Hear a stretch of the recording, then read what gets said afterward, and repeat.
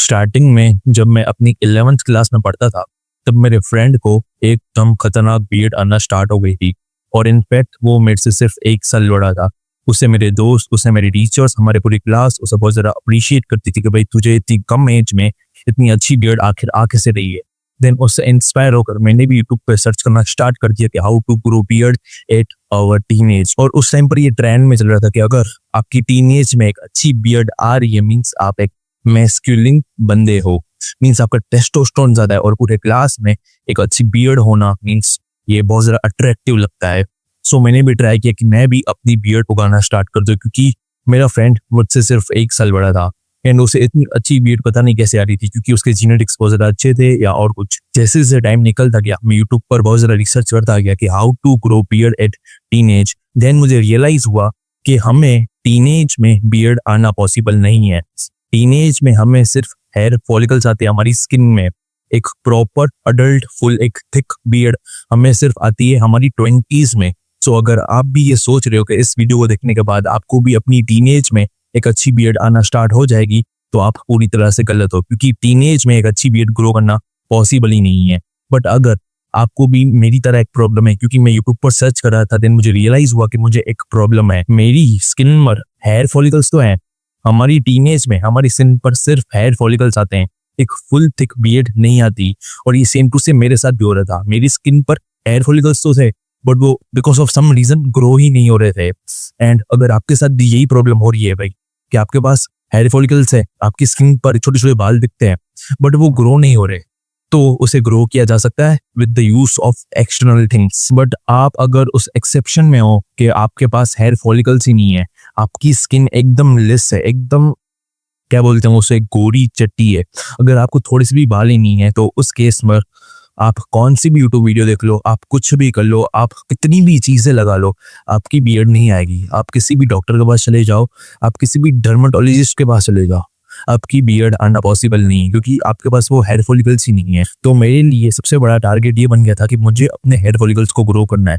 And मैंने कैसे अपने हेयर फॉलिकल्स को ग्रो किया, एंड मैंने कैसे अपनी टीनेज में एक अच्छी बियर्ड, इवन मुझे 12th में ही जब मैं 16 का हुआ, क्योंकि मैं 11th में 15 का था, एंड मुझे मेरी 12th क्लास में जब मैं 16 का हुआ तब मुझे एक अच्छी सी बियर्ड आना स्टार्ट हो गई थी with the use of one thing. And वो वन थिंग मैं आपको आगे बताऊंगा। स्टार्टिंग में मैंने भी बहुत रिसर्च की यूट्यूब पर कि कैसे मैं ग्रो करूं, क्या करूं। इवन मुझे एक यूट्यूबर ने ये सजेस्ट किया था, मीन्स वो अपनी ऑडियंस को ये बता रहा था कि अगर आप रात को सोने से पहले अपनी बियर्ड पर या अपनी स्किन पर जहां पर आपको हेयर ग्रोथ चाहिए, वहां पर अगर आप कोकोनट ऑयल यूज करते हो, इससे आपकी हेयर ग्रोथ बूस्ट होगी एंड आपकी बियर्ड आना स्टार्ट हो जाएगी।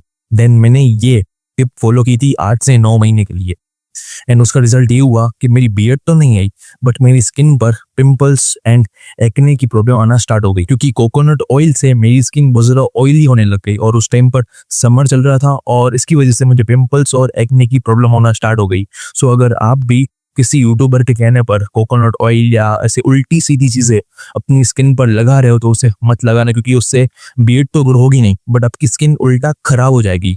तो मुझे क्या मिला ऐसा जिससे मैंने अपनी बियर्ड को ग्रो किया। इवन अभी मेरे पास कोई बियर्ड नहीं है, क्योंकि मैं कल ही शेव करवा के आया हूँ, आज जन्माष्टमी थी इसलिए। बट मुझे ऐसा क्या मिल गया जिसकी हेल्प से मैंने अपनी बियर्ड को इनसेन लेवल पर ग्रो किया और मैं उसे अभी भी शेव करवा पा रहा हूँ। तो वो सिंपल सी चीज थी डर्मा रोलर। हाँ, मुझे पता है कि आपको पता है कि डर्मा रोलर क्या होता है। आपने यूट्यूब पर, इंस्टाग्राम पर या रील्स शॉर्ट्स वगैरह में देखा होगा कि ये डर्मा रोलर क्या होता है। एंड शायद आपके दिमाग में ये फियर भी होगा कि डर्मा रोलर यूज करने से हमारी स्किन खराब हो जाती है या हमारी स्किन पर खून वगैरह निकलने लगता है। बट लिटरली ये एक बेस्ट सॉल्यूशन है आपके हेयर फॉलिकल्स को ग्रो करने के लिए। एंड मैं आपको ये बता दूं कि मैं इसका जीता जाता एग्जांपल हूं, क्योंकि मैंने भी डर्मा रोलर को यूज करके मेरी जो हेयर फॉलिकल्स थे उन्हें ग्रो किया है। एंड मैंने भी इसे यूट्यूब वगैरह या इंस्टाग्राम पर देखा था। बहुत सारे लोग कहते भी है कि हमें टीनेज में डर्मा रोलर को यूज नहीं करना चाहिए, but as for my review, derma roller is the best key to grow hair follicles in your teenage. अगर आप डर्मा रोलर को कंसिस्टेंसी के साथ यूज करते हो तो आपको हेयर ग्रोथ दिखेगी। तो डर्मा रोलर सिंपली हमारी स्किन पर छोटे छोटे पंचर्स करता है, इंजरीज करता है, जिसकी वजह से हमारी स्किन कोलेजन प्रोड्यूस करती है उन इंजरीज, उन पंचर्स को ठीक करने के लिए, और उसकी वजह से ही हमारी स्किन में हेयर ग्रोथ बूस्ट होती है। देन आपको कौन सा डर्मा रोलर लेना चाहिए?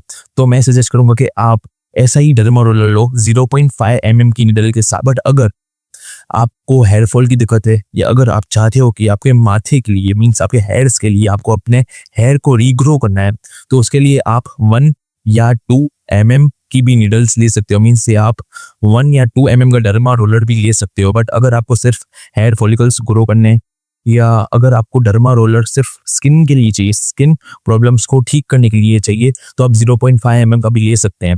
यही बेस्ट रहेगा। इवन मैं अपनी बात करूं तो मैं ऐसे हफ्ते में 2 बार यूज करता हूँ, थर्सडे एंड संडे, क्योंकि मैं ऐसे कंसिस्टेंसी के साथ यूज करता रहा हूँ। मुझे ऐसे यूज करते हुए 6 से 7 महीने हो गए हैं एंड मुझे इसके रिजल्ट्स बहुत ज्यादा अमेजिंग दिखे हैं। अभी बात करते हैं कि आपको डर्मा रोलर यूज कैसे करना है। तो सबसे पहले आपको डर्मा रोलर को लेना है।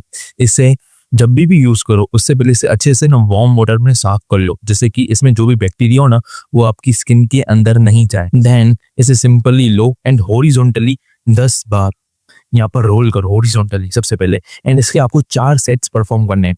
देन ये same to same process repeat होगा वर्टिकली, मीन्स आपको इसे 1 2 3 ऐसे आपको 10 रेप्स लगाने एंड इसके 4 सेट्स परफॉर्म करने। ये सेम प्रोसेस इस बाजू। एंड अगर आपकी आईब्रोज अच्छे से नहीं आ रही, अगर आपकी आईब्रोज थोड़ी सी लाइट है या सही से नहीं ग्रो हो रही, तो आप इसे अपनी आईब्रोज पर भी लगा सकते हैं। हफ्ते में 2 बार यूज करना है एंड कंसिस्टेंटली यूज करते रहना। एंड मैं आपको यहाँ पर एक वार्निंग देना चाहूंगा कि मैं जब 11th में थोड़ी बहुत डर्मा रोलर के ऊपर रिसर्च कर रहा था तब मुझे पता चला एक केमिकल कंपाउंड के बारे में जो है मिनॉक्सिडिल। दूसरे जो यूट्यूबर्स है वो आपको सजेस्ट करेंगे कि आप डर्मा रोलर के साथ मिनॉक्सिडिल यूज करो। अभी बात करें मिनॉक्सिडिल है क्या, तो मिनॉक्सिडिल एक केमिकल कंपाउंड है जो हमारी स्किन में हेयर ग्रोथ को प्रमोट करता है। मींस अगर आप डर्मा रोलर के साथ मिनॉक्सिडिल यूज करोगे तो आपको रिजल्ट्स दिखेंगे वो भी सिर्फ 3 से 4 महीनों में, एकदम फास्टली। बट इसका सबसे बड़ा ड्रॉबैक ये आता है कि मिनॉक्सिडिल एक केमिकल कंपाउंड है। मींस आप जब तक मिनॉक्सिडिल को अपनी स्किन पर यूज करोगे तब तक ही आपको हेयर ग्रोथ दिखेगी। जिस दिन आपने मिनॉक्सिडिल यूज करना बंद कर दिया उस दिन से आपकी हेयर ग्रोथ भी स्टॉप हो जाएगी। तो मैं तो आपको सजेस्ट नहीं करूंगा कि आप मिनॉक्सिडिल में इन्वेस्ट करें, क्योंकि वो बहुत महंगा भी आता है एंड अपनी टीनेज में से केमिकल कंपाउंड को यूज नहीं करना चाहिए। तो बस यही था इस वीडियो में, मैंने आपको सारे डाउट्स क्लियर कर दिए कि भाई कैसे डर्मा रोलर यूज करना है, कैसे आप अपने हेयर फॉलिकल्स को ग्रो कर सकते हो। एंड अगर आप इस प्रोसेस को मीन्स अगर आप डर्मा रोलर को 6 से 7 महीनों तक यूज करते हो लाइक मी, तो एब्सोल्युटली आपकी बियर्ड एकदम अच्छे से ग्रो हो जाएगी। सो अगर आपको वीडियो थोड़ी सी भी अच्छी लगी हो सब्सक्राइब कर देना, एक लाइक कर देना एंड अपने दोस्त के साथ शेयर करना मत भूलना। मैं मिलता हूँ आपको नेक्स्ट वीडियो में, तब तक के लिए गुड बाय।